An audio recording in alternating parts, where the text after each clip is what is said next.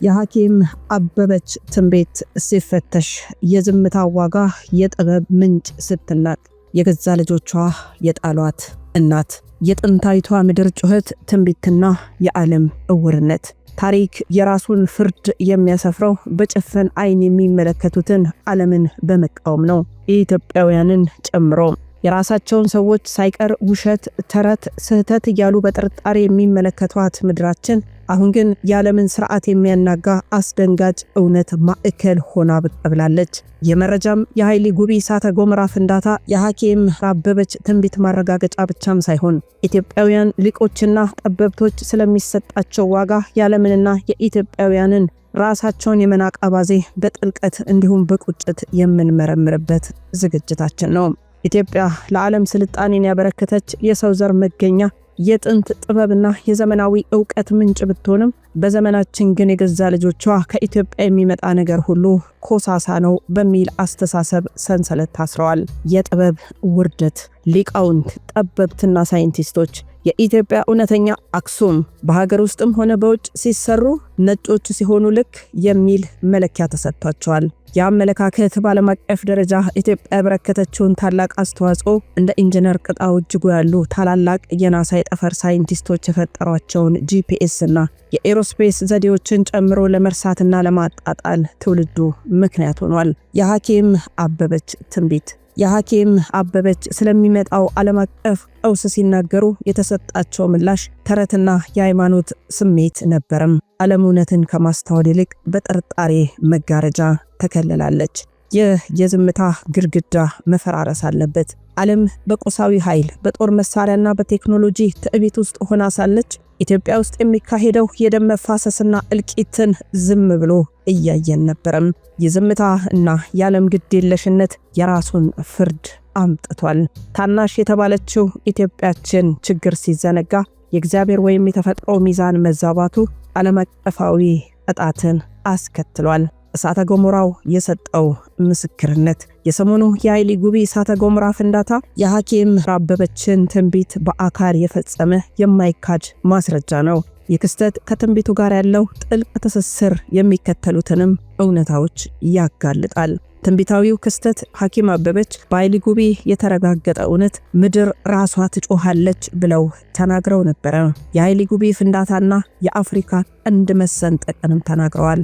ዓለም አቀፍ ወረርሽኝ ያሉትም በኢትዮጵያ ተከስቶ የከፍተኛ ድንጋጤ ሊፈጥርብን ይገባ ነበረ። ያልታወቀው በሽታ መምጣትና የጤና ቀውስ ኢትዮጵያ ውስጥ ተፈጥሯል። ይህንንም ከዚህ ከእሳተ ገሞራ ፍንዳታ ጋር አድርገው ሐኪም አበበች ነግረውን ነበረ። የሃያላኑ ስርዓት ይበጠበጣል ብለው ሐኪም አበበች ተናግረው ነበረ። ይህም ማለት ሰሞናችንን አይተናል። በአቪዬሽንና በግሎባል ኢኮኖሚ ላይ የመጣውን ምስቅልቅል አይተናል። ኃይሊ ጉቢ የእሳቱ አንደበት። ኃይሊ ጉቢ የሚተፋው እሳትና አመድ የጂኦሎጂካል ክስተት ብቻ አይደለም።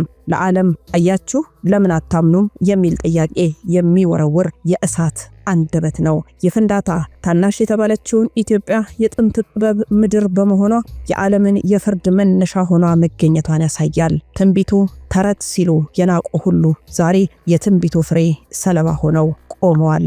የኢትዮጵያውያን ሊቃውንት እውነትነት የሐኪም አበበች ትንቢትና የኃይሊ ጉቢ እውነት እንደ ኢንጂነር ቅጣው እጅጉ ያሉ ኢትዮጵያውያን ሊቃውንት ስራ የውሸት ወይም የኮሳሳ ተረት ሳይሆን እውነተኛ ብርሃን መሆኑን ያረጋገጠበት ወቅት ነው።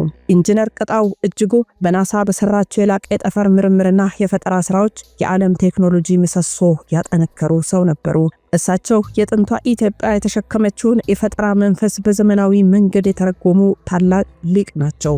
ቁጭታችን የሚመጣው ዓለምና የራሳችን ሕዝብ ይህንን እውነት ዘግይቶ በማየቱ ነው። ኢትዮጵያ ከጥንት ጀምሮ ለዓለም ያስተማረችው ስልጣኔና የሰጠችው የክርስቲያናዊ ጥበቃ ምስክርነት በጥርጣሬና በንቀት ሲሸፈን ቆይቷል። ዛሬ ኃይሊ ጉቢ ሲፈነዳ የሐኪም አበበች ድምጽ ከእሳተ ገሞራው ጩኸት ጋር ተዋህዶ ዓለምን እውነትን አትናቁ በማለት እየወቀሰ ነው። ትንቢቱ እውን በመሆኑ የሚመጣው መከራ የከፋ ቢሆንም የመከራ የኢትዮጵያን ጥበብና ታላቅነት ዓለም እንዳይ የጣሪያውን ሽፋን የገነጠለ የመጨረሻው የማንቂያ ደወል ነው። የጥንታዊቷ ምድር ምጥና የዓለም ዝምታ ታሪክ የዘመን መለወጫችንን በደም እንባ እየመዘገበ ነው። በአሁኑ ሰዓት ከጥንቷ ኢትዮጵያ ምድር የተነሳው ቀሳፊ ማዕበል የዓለምን ምሰሶች እያናጋ ነው። የዚህ ዓለም አቀፍ ትራጀዲ መነሻ ደግሞ ከዓመታት በፊት በሐኪም አበበች የተነገረው አስደንጋጭ ትንቢት ነው። በወቅቱ የተሰማው የማስጠንቀቂያ ደወል ከላይ እንዳልኳችሁ የብዙዎችን ቀልብ ያልሳበ ቢሆንም ዛሬ ግን እያንዳንዱ ትንቢታዊ ቃል እንደ ፍርድ መቅረቡ የዓለምን ልብ በድንጋጤ ያንቀጠቀጠ ሆኗል። የጥፋቱ ምልክት ኃይሊ ጉቢና ፍንዳታው። የሰሞኑ የኃይሊ ጉቢ ፍንዳታ ለዓለም የቅጣት በትር መጀመሩን ያበሰረ አስደንጋጭ ክስተት ነው።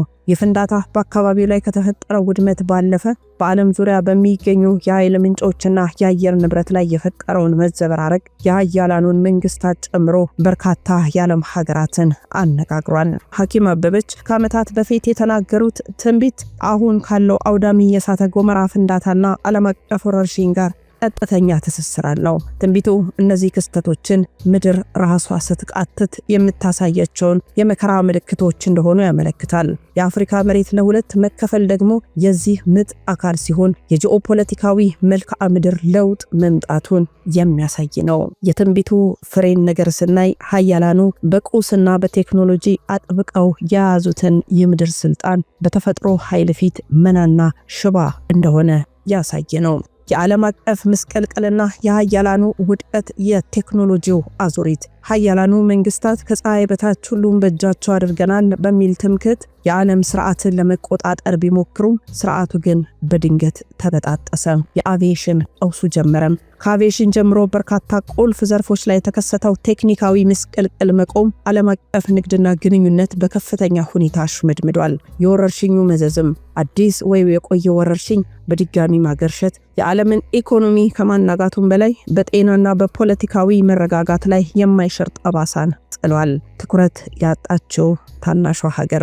በዚህ ሁሉ ውጥንቅጥ መሃል በኢትዮጵያ ያለው ጦርነት፣ እልቂትና የሰብአዊ ቀውስ ዓለም ዝም ብሎ እያየን ነበረ።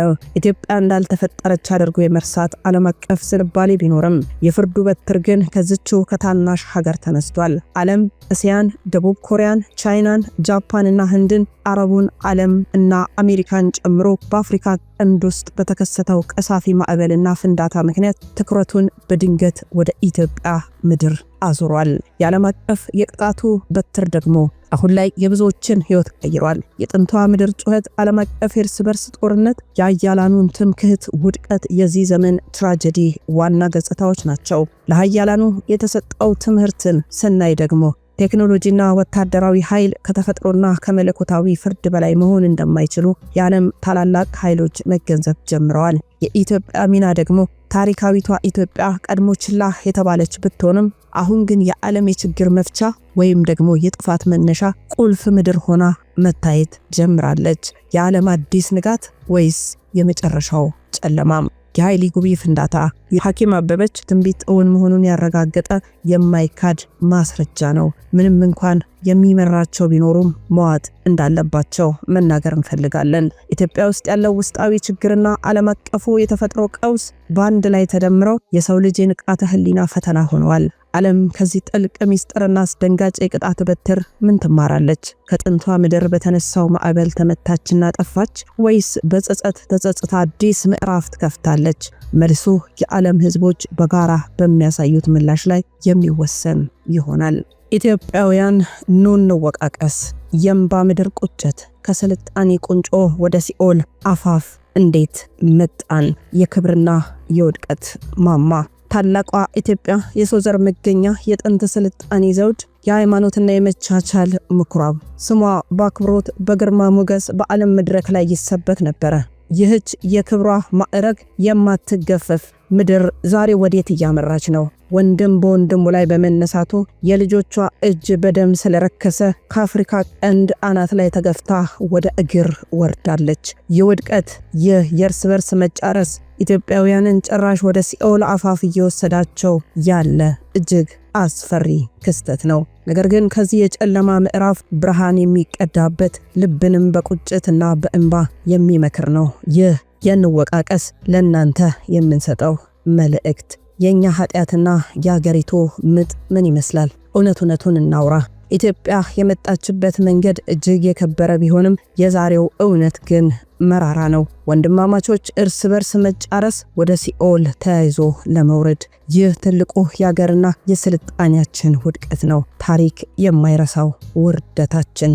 ያለመግባባት፣ የጥላቻ፣ የጎሰኝነት አጥር በኢትዮጵያ ልጆች ልብ ውስጥ ሲገነባ ያ የክብር ዙፋን እየተንኮታኮተ ሄዷል።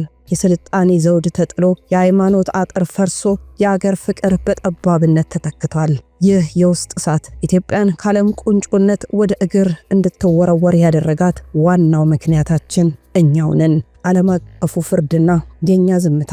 በቅርቡ የመጣው የኃይሊ ጉቢ እሳተ ገሞራ ፍንዳታና ወረርሽኙ በዓለም ላይ ታላቅ መናጋት ፈጥሯል። ሀያላን ሀገሮች በስጋትና በፍርሃት ተውጠዋል። ይህ ክስተት ዶክተር አበበች የተናገሩት የፍርድ መጀመሪያ ሲሆን ዓለምን በትዕቢት ያናወጡት ሀያላን እየተቀጡ ነው። ታዲያኛስ ምን እያደረገ ነው? ለምንድነው እግዚአብሔር እኛን ዝም ያለን? ለምንስ ይህንን ያህል እድል ሰጠን? ኃይሊ ጉቢ ለምንስ ኢትዮጵያን አልዋጣትም? የጀመረው ወረርሽኝስ ለምን አልሰለቀጠንም? መልሱ ዝምታው የፍርድ አለመኖር ሳይሆን ለምህረትና ለንስሐ የተሰጠን ጊዜ ነው። ሀያላኑ በግፍና በትዕቢት ተቀጥተዋል። እኛ ግን በወንድማማችነት ፍቅር ማጣት በደረሰብን ውድቀት ወደ ራሳችን እንድንመለከት ንስሐ እንድንገባና የጥንት ማንነታችንን እንድናስታውስ የተሰጠን የመጨረሻ እድል ነው። በታሪክ ውስጥ ብዙ አገሮች ከከፋ ውድቀት በኋላ ተነስተው ዓለምን አስገርመዋል። ከመሬት ተነስታ በህዝቧ ትጋትና በአንድ መንፈስ ዓለምን መምራት የጀመረች ሀገር እንደ ምሳሌ ተደርጋ ልትወሰድ ትችላለች። ተመልከቱ፣ እነዚያ ትላንትና የነገዱ ልጆች ዛሬ ባለም መድረክ ላይ የላቁት በምንድን ነው? በአንድነት፣ በስራ ወዳድነት እናም በራሳቸው ላይ ባላቸው እምነትና ፍቅር ነው። ኢትዮጵያውያን ሆይ የዘር ፍጅትና ቂም በቀል ወደ ሲኦል ይወስዳል እንጂ ስልጣኔን አይገነባም። የእሳተ ገሞራው ጩኸት ከሰማይ የመጣ ማስጠንቀቂያ ነው። ዓለም በእሳት እየተመታች ሳለ እናንተ ግን ተዋደዱ እያልን ነው። የክርስቶስ ልጅነታችንን አስታውሱ። የሃይማኖት ሀገር፣ የጽድቅ ምድር መሆናችንን፣ የሊቃውንቶቻችንን ዋጋ ወቁ። ኢንጂነር ቅጣው እጅጉን የመሰሉ ሊቆች እንደገና በክብር ልንቀበል ይገባል። ከኢትዮጵያ የሚመጣ ነገር ውሸት ሳይሆን እውነት መሆኑን በውስጣችሁ እመኑ። ንስሐ ግቡ። ከወንድም ደም መርጨት ተመለሱ። ያኔ እግዚአብሔር ዝምታ ወደ ምሕረትና በረከት ይለወጣል። ይህ የቁጭት ዘገባም በእንባና በእልህ የተጻፈ የትውልድ ጥሪ ነው። ኢትዮጵያውያን ወንድሞችና እህቶች ሆይ ከሲኦል አፋፍ ተመለሱ። ያቺን የጥንት ማንነት፣ ያቺን ከአክሱምና ከላሊበላ የተወረሰችው ክብርን ተሸለሙ። ኃይሊ ጉቢ የዓለም መከራ መጀመሩን ያበሰረበትን ያህል የእናንተ የእርስ በርስ መተዛዘን ደግሞ የኢትዮጵያ አዲስ ልደት መጀመሩን ያውጅ። እግዚአብሔር ለንስሐ ዝም ማለቱን አትናቁ። ይህ የመጨረሻው የማንቂያ ደወል ነው። ከእንግዲህ በኋላ አንጨራረስም። ከእንግዲህ በኋላም አንናናቅም፣ አንተናነቅም። የጥንት ታላቅነታችንን የምንመልሰው በጠመንጃ ሳይሆን በፍቅር በአንድነትና በይቅርታ ነው። ይህን ጥሪ ተቀብለን ከሲኦል አፋፍ ተመልሰን በክብር መድረክ ላይ እንድንቆም ታላቅና አስቸኳይ ጥሪ ነው።